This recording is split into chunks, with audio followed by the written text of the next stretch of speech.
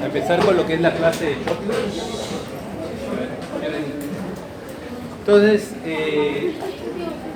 el estado de choque, o conocido habitualmente como shock, ¿no? Es algo que ustedes van a ver permanentemente. Ustedes lo van a ver cuando sean internos, cuando hagan su serum, y después en cualquier especialidad se les va a chocar un paciente. Así que es algo a lo que nosotros tenemos que responder rápido, porque de la identificación y manejo oportuno depende de cómo evoluciona el paciente. Porque cuando un paciente está en estado de choque, si ustedes no intervienen rápido, el paciente va a entrar en lo que se denomina shock irreversible. El shock irreversible es cuando la hipoperfusión es de tal magnitud que ya simplemente ya no se puede hacer más por el paciente y la mortalidad de esto es casi cercana al 100%. Y eso depende de reconocerlo apropiadamente.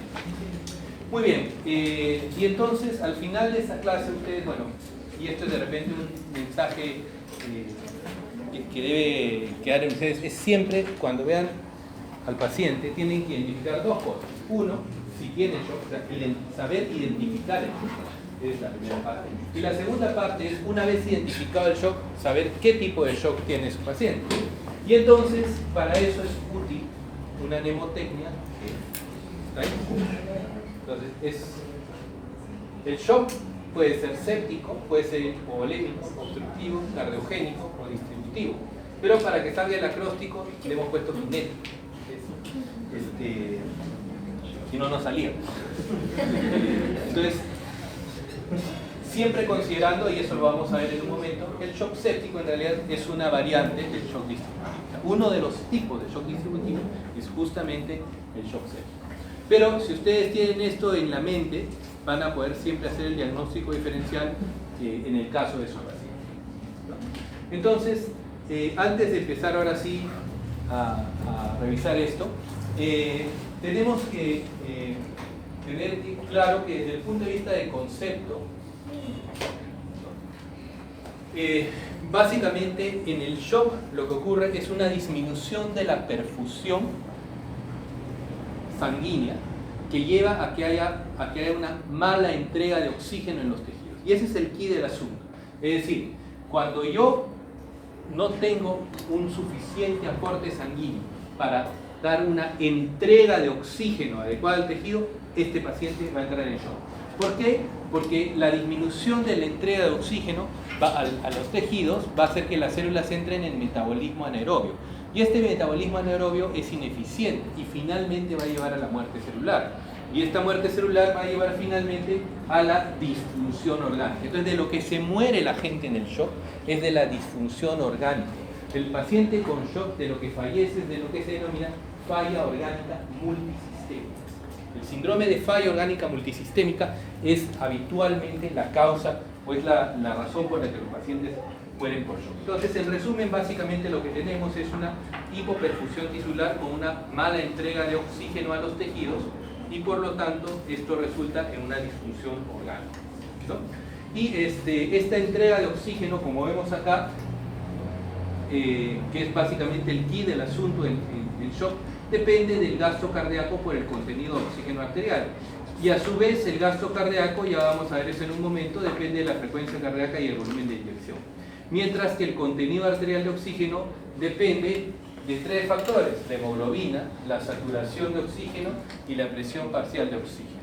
Y esto es importante para cuando ustedes hagan terapéutica del shock en algunos años, ¿no? Vamos a ver que cuando nosotros tratamos de, en un paciente con shock, lograr que se entregue el suficiente oxígeno para que el paciente pueda salir del estado de shock, tenemos que manejar el gasto cardíaco, hacer que nuestro paciente tenga un buen gasto cardíaco, que tenga un nivel adecuado de hemoglobina.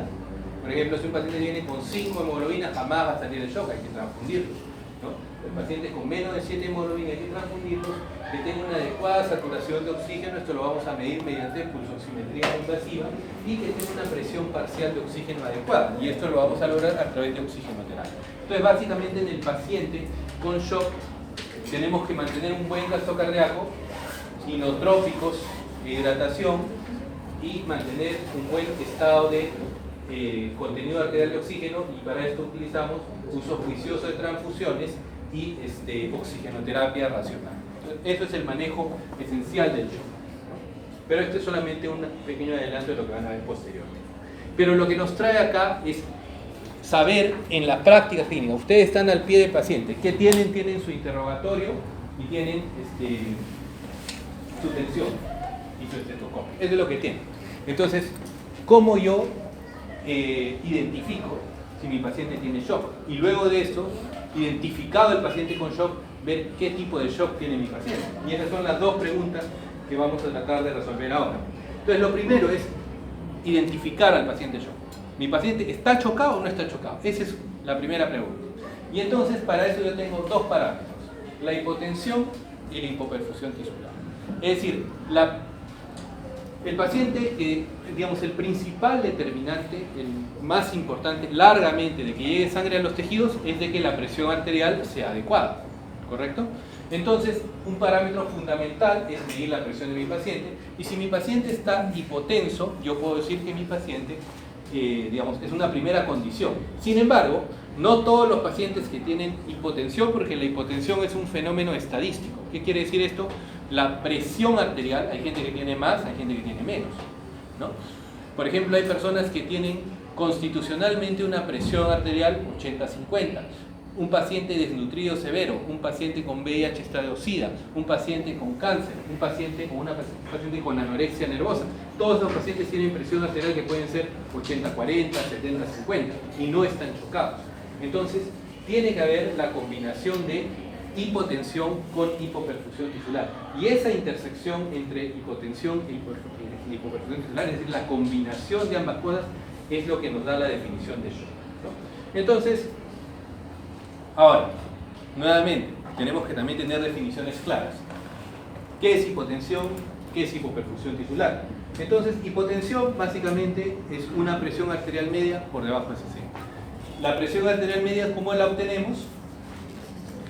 Sumando, o sea, la presión arterial media es un promedio ponderado. Recuerden ustedes que la presión arterial tiene un componente sistólico y un componente diastólico.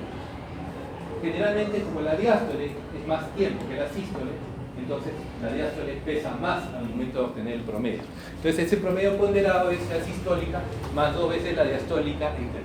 Y en el paciente con shock, nosotros vamos a ver que generalmente la presión arterial sistólica está por debajo de 60. Esto es importante no solo para diagnosticar shock, sino además para tratar shock. Porque cuando ustedes tratan a un paciente con shock, el objetivo terapéutico del uso de inotrópicos, vasopresores, líquidos, es que la presión arterial media se mantenga por encima de 60. Entonces, ese número es importante de recordar.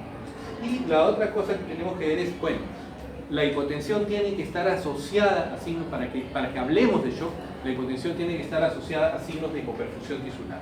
Entonces, cuando hablamos de hipoperfusión tisular, por ejemplo, a nivel cerebral, si no logramos pues si el paciente tiene trastorno de sensorios, si el paciente está somnoliento, estuporoso, comatoso, no reconoce familiares, este paciente tiene hipoperfusión cerebral. Si a nivel de pulmones tiene disminución de la perfusión, el paciente va a estar disneico, va a estar hipoxemia, ¿no? A nivel renal, el paciente va a estar oligúrico. A nivel de lo que es la piel, vamos a tener mal llenado capilar, vamos a tener cianosis, extremidades frías.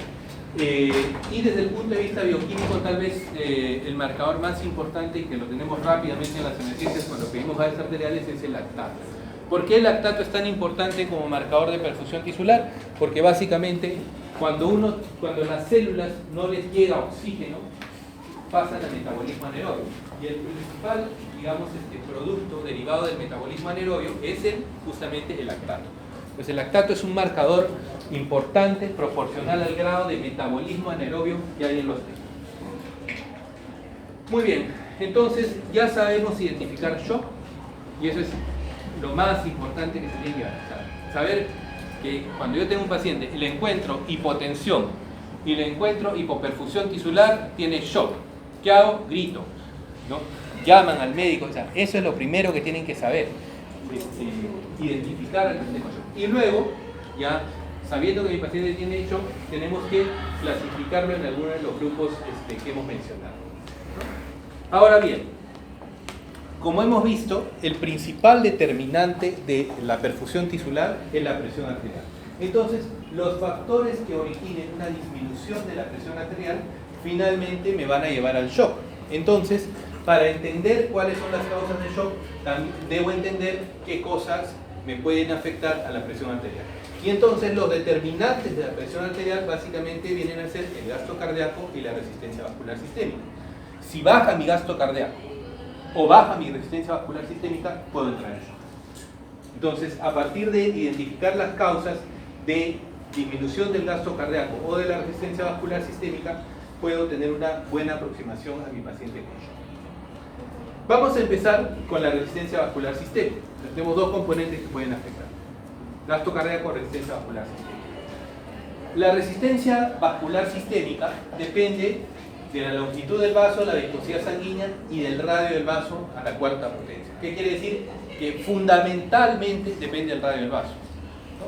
La longitud del vaso, obviamente, mientras más largo es el vaso sanguíneo, va a haber un poco más de resistencia.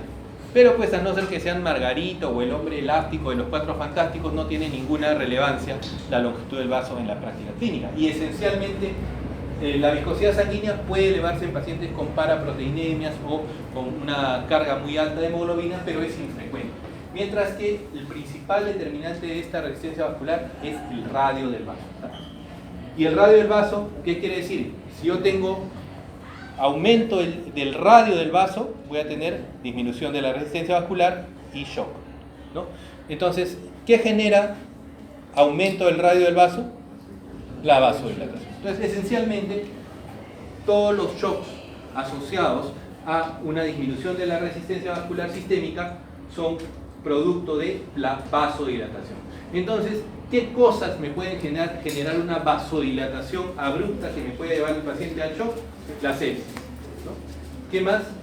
¿Qué está en la apariencia? Ahí está, lesión aguda de médula espinal. Esa es la de grave. La lesión aguda de la médula espinal. Revisen la parte inicial, está modificada.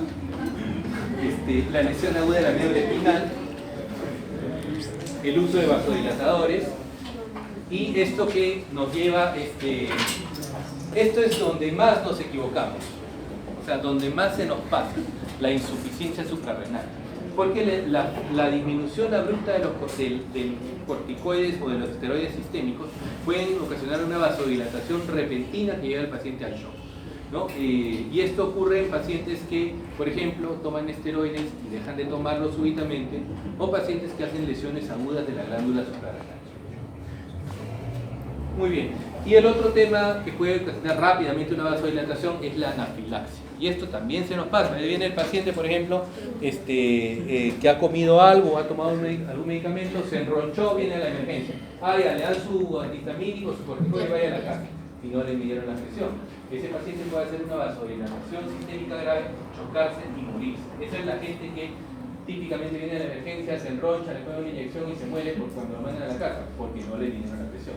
Entonces, en todo paciente con reacciones anafilácticas, siempre tienen que mirar la presión, tener al paciente, o sea, administrarle generalmente antihistamínicos, corticoides, si es necesario epinefrina, pero monitorizarlo unas horas, ver la presión inicial y ver que no baje la presión.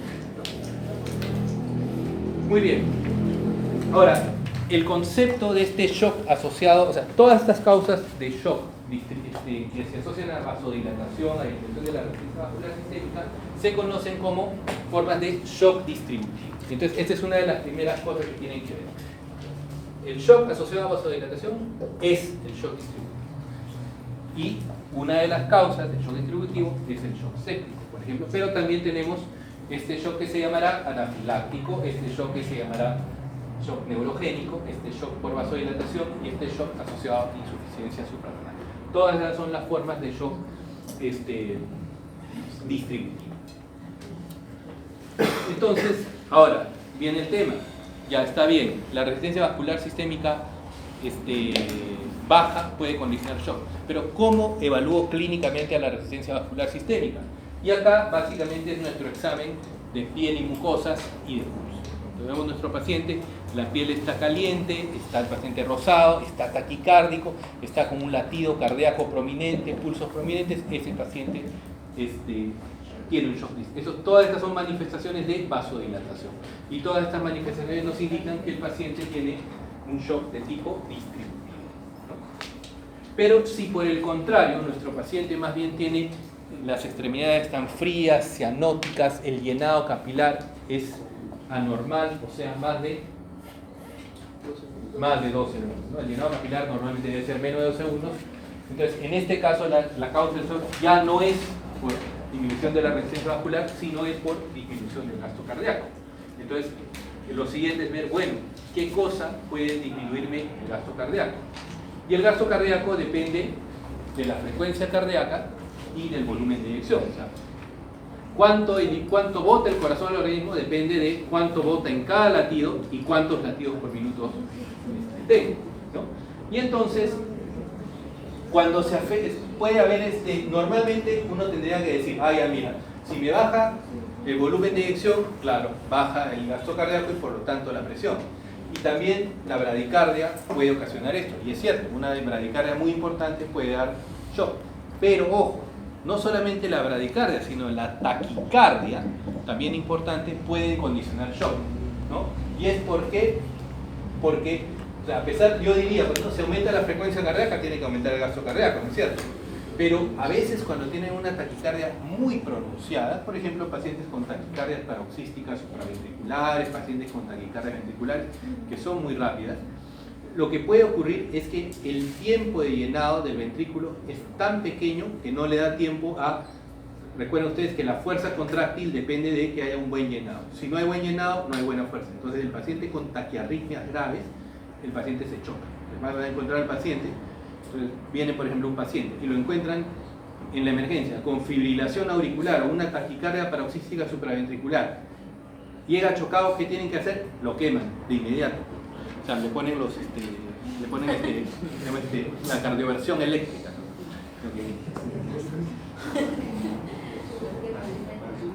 Entonces es importante cuando un paciente, cuando vean manejo de arritmias, cuando el paciente está estable hemodinámicamente no hay problema, pueden usar todos sus antiarrítmicos, la cardioversión química, amiodarona, bueno, en fin, pero cuando un paciente tiene una arritmia, una taquiarritmia grave con shock, este paciente tiene que ir a cardioversión eléctrica inmediata. Entonces es una indicación importante.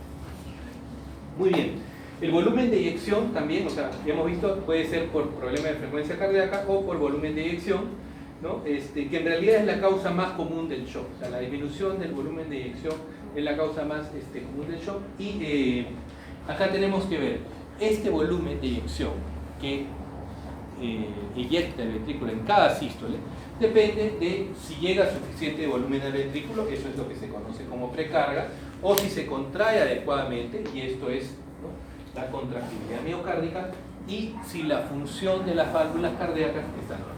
De esas tres cosas depende que haya un buen volumen de eyección. Entonces, esto es el resumen, ¿no? La presión depende del gasto cardíaco y la resistencia vascular sistémica, y hemos visto que la resistencia vascular sistémica es, si baja esto, es un shock distributivo, y todas las demás formas vienen a ser formas asociadas a bajo del gasto cardíaco, que puede ser a su vez por disminución de la frecuencia cardíaca o del volumen de eyección, que a su vez puede ser por problemas de precarga, contractilidad miocárdica o estado valvular. Muy bien. Entonces, teniendo esto en consideración, ya nosotros podemos empezar a hacer nuestro diagnóstico diferencial en cada uno de estos, o tratar de ver las características hemodinámicas de cada uno de estos tipos de shock. Y vamos a empezar, si ustedes se acuerdan, ¿no?, séptico, hipovolémico, obstructivo, cardiogénico y distributivo. Empezamos con el shock séptico. Y el shock séptico es un tipo especial de shock, porque si bien es cierto, primariamente se debe a una disminución de la resistencia vascular sistémica, en el shock séptico, al inicio es una vasodilatación inducida por sepsis, pero con el paso del tiempo y conforme avanza la disfunción en el cuadro séptico, empieza a ocurrir un fenómeno de cardiomiodepresión inducida por sepsis, es decir, disminuye la capacidad contráctil del miocito cardíaco, y entonces estos pacientes hacen un shock asociado a disminución del gasto cardíaco. Y entonces en el shock séptico tengo una primera fase de shock distributivo puro y una segunda fase, cuando ya la sepsis está avanzada, en donde hay una disminución del gasto cardíaco y pasa a ser un shock distributivo hiperdinámico a lo que se llama un shock hipodinámico, ¿no? Recuerden que cuando hablamos de cuando estamos hablando de un aumento de una disminución de la resistencia vascular sistémica, cuando hablábamos de que el paciente tiene un latido cardíaco fuerte, pulsos fuertes, está digamos que tiene buen llenado capilar, ese es un shock hiperdinámico, ¿no? Asociado a disminución de la resistencia vascular sistémica. Pero cuando el paciente ya hace esta falla contráctil miocárdica en los estados finales del shock séptico, en los estados más graves del shock séptico, este paciente pasa de tener un shock hiperdinámico a tener un shock hipodinámico, ¿no? Entonces puede haber de los dos en caso de sepsis, y por eso es que el shock séptico tiene una categoría especial, ¿no?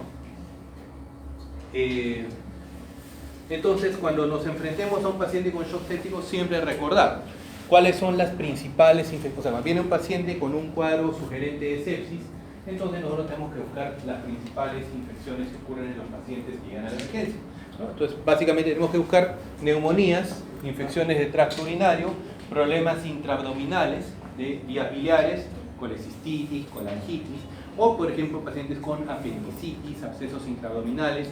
En caso de mujeres, siempre pensar en sepsis de origen ginecológico, abortos sépticos, endometritis puerperales, ¿no? Y otras infecciones como meningitis y en general infecciones del sistema nervioso central o de piel y tejidos blandos, ¿no? Entonces son las principales causas de shock séptico en nuestro medio. Ahora vamos a pasar de la S al H, del shock hipovolémico. Entonces el shock hipovolémico es más sencillo de entender porque básicamente es una disminución de la cantidad de sangre que llega al ventrículo, o sea, hay una disminución de la precarga. Y al bajar la precarga, baja también el gasto cardíaco. Y por lo tanto, nuestro paciente entra en shock. Y dentro de las principales causas, básicamente es hemorragia. Y una cosa importante es que la hemorragia suele ser bastante evidente. O sea, el paciente viene con una hematemesis importante o una hemoptisis importante, pero a veces no es tan obvia en el paciente con trauma. A veces viene el paciente atropellado y le fracturaron el brazo o tiene fractura de tibia y estamos, bueno, poniendo su yeso, arreglándole el hueso ahí y por dentro está haciendo laceración hepática, esplénica y hacen sangrados intraabdominales importantes. Entonces el sangrado post-trauma es una causa importante de shock hipovolémico. La otra cosa importante que vemos con frecuencia en la práctica clínica es el paciente que viene pues con diarreas profusas o grandes cantidades de vómitos, se deshidrata y hace hipotensión y un shock hipovolémico. Y finalmente, el otro grupo de pacientes que llegan en shock hipovolémico son los diabéticos que nos hacen crisis hiperglicémicas. O sea, pacientes diabéticos descompensados, generalmente con cifras de glucosa por encima de 250 y que hacen una diuresis osmótica importante y se pueden chocar por deshidratación. En el shock obstructivo, que es el siguiente shock, la O de shock, lo que vamos a encontrar es que el corazón mantiene intacta su fuerza contráctil.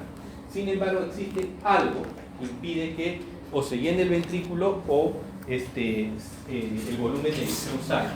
Entonces, ¿qué cosa puede impedir esto? Puede hacer, por ejemplo, cosas que compriman el corazón. ¿Y qué puede comprimir el corazón? Por ejemplo, un neumotórax. ¿Qué puede comprimir? Un derrame pleural masivo, un derrame pericárdico masivo. Todas estas condiciones pueden, digamos, presionar al corazón e impedir un buen llenado ventricular. Y al no haber un buen llenado ventricular, hay disminución del gasto. Pero por otro lado pueden ser también obstrucciones a la salida, es decir, el corazón late, pero hay algo que está obstruyendo. Y algo es, por ejemplo, un trombo en la vena pulmonar, en la arteria pulmonar. Entonces, en los embolismos pulmonares.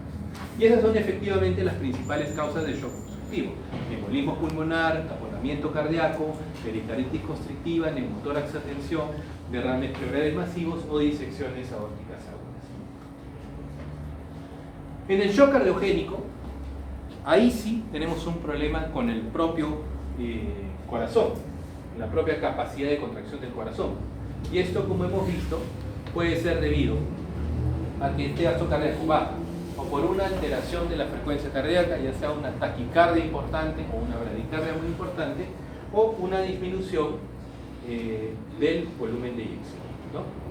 Que a su vez puede deberse a problemas de contractibilidad miocárdica o de estado valvular.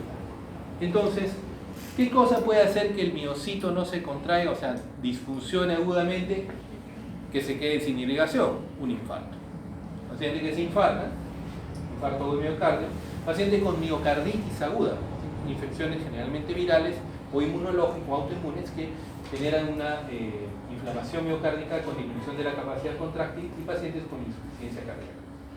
Pacientes con compromiso valvular, es decir, si por alguna razón súbitamente la válvula deja de funcionar.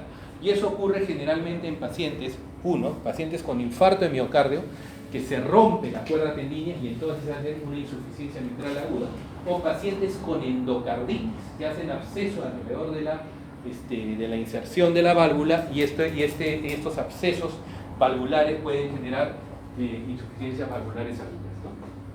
Y finalmente, pacientes con arritmias cardíacas taqui o bradiarritmias importantes,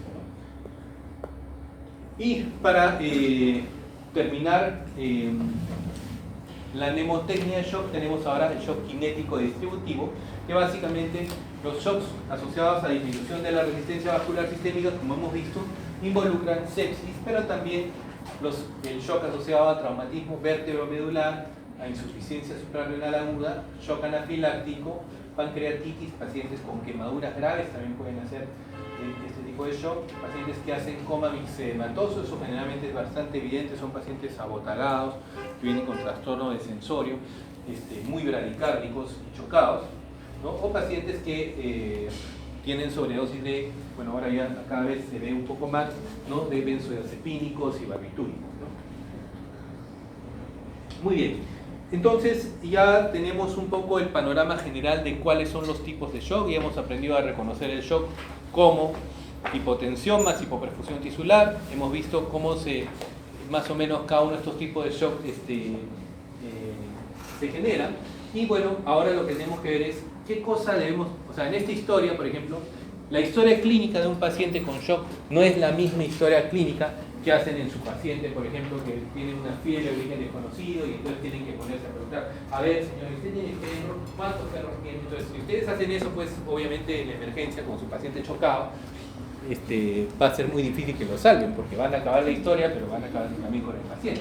Entonces, lo que tenemos que hacer es rápidamente hacer algunas preguntas clave, es decir, nuestro paciente está febril, tiene síntomas sugerentes de algún tipo de infección.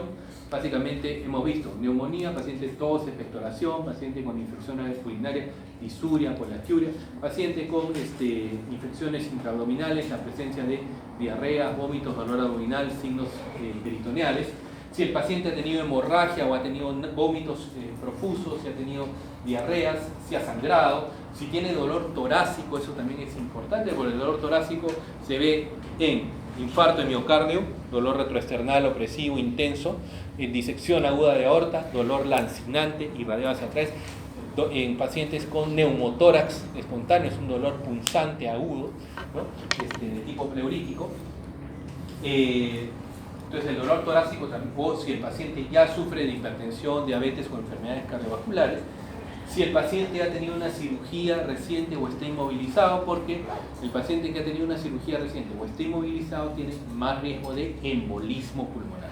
Estos son los pacientes que típicamente están en riesgo de embolismo pulmonar, si obviamente ha habido trauma y si el paciente usa alguna medicación, en particular si usa esteroides crónicamente.